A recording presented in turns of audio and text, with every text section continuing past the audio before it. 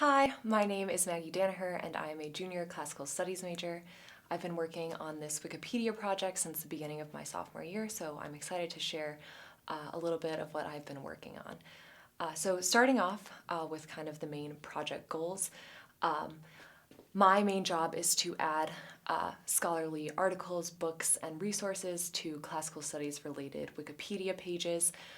So kind of the main driving force behind my job is to make Wikipedia pages more scholarly and accurate, and also to kind of bridge the gap between Wikipedia and libraries.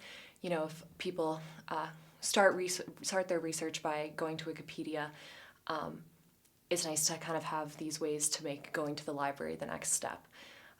So what I first do when I am working on a new page, this page is an example of the Arch of Titus, which is a monument in the Roman Forum. So the first thing I do is scroll down to the references, further reading, and external links section, and I you can see the references which correspond to different pieces within the article, and then the further reading section is here there's only a few sources, and then in the external links section there is no library resource tool or widget, which is the first thing I usually add.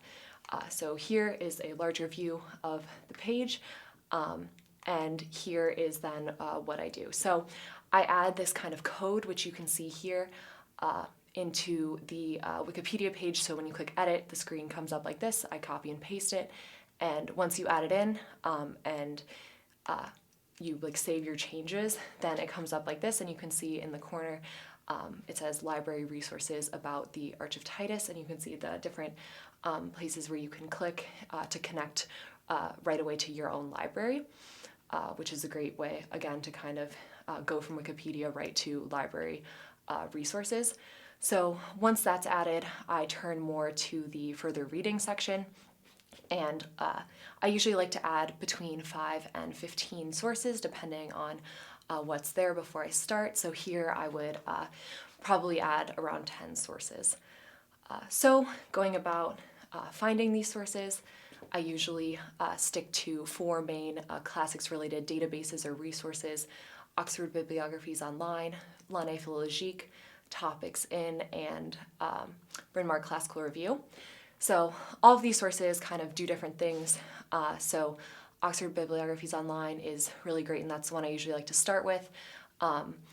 Each of the pages is made by a leading scholar in the field, so they recommend books and articles, and under each one is a little blurb about the main argument and kind of the strengths of the book or article, so that's really helpful in selecting good scholarly sources. I also use L'Année Philologique and Topics In, as I said, which are great for finding articles or chapters in books. And then Bryn Mawr Classical Review provides a full-length review of books.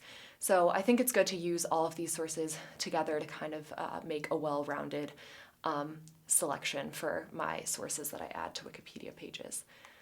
So then turning to how I select the individual sources themselves, I kind of stick to 4 main principles.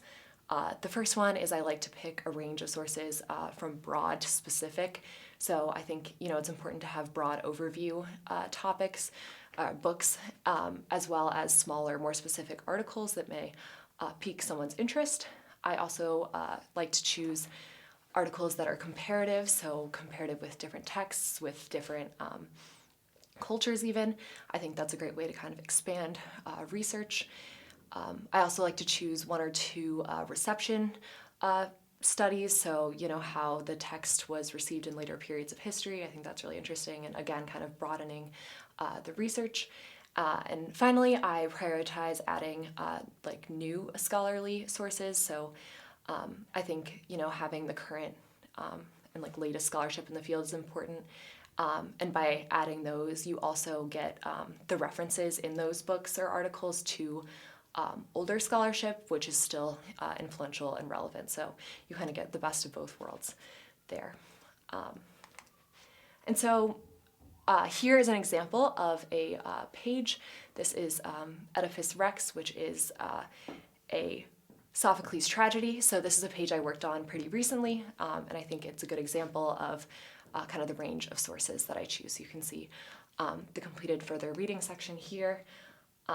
And as you can see, there's different, types of books and articles, smaller articles about, the setting, gods, and other important scenes, such as like the ending. And then I also added, larger books that are just about the play as a whole or the character and myth of Oedipus. And then I did add one reception study, which is about, the history of Oedipus in later tragedy and in later periods. So I think this page shows a good kind of range of the sources that I like to choose. And then you can also see in the external links section, I've added the library widget or resource box, and I also added a link to Perseus Digital Library. So this is a resource that has both the original Greek text and the English text, and it's something that I use a lot in my own work, so I think it's helpful to add it to the Wikipedia page when it's relevant. And I also, sometimes Oxford Bibliographies Online suggests other online web pages and resources, which I usually add to the page as well, just to kind of, add as much as I possibly can. And so this is how I record my work. I have a Google Sheets, and I record the article title, that I've added the widget, then my initial assessment of the page, and then finally the changes that I've made. So how many sources I've added, where I mostly drew those sources from, and if I added any other links, or if there were any problems with the page that I bring and discuss with Rebecca. So some other exciting things that I've brought to this project.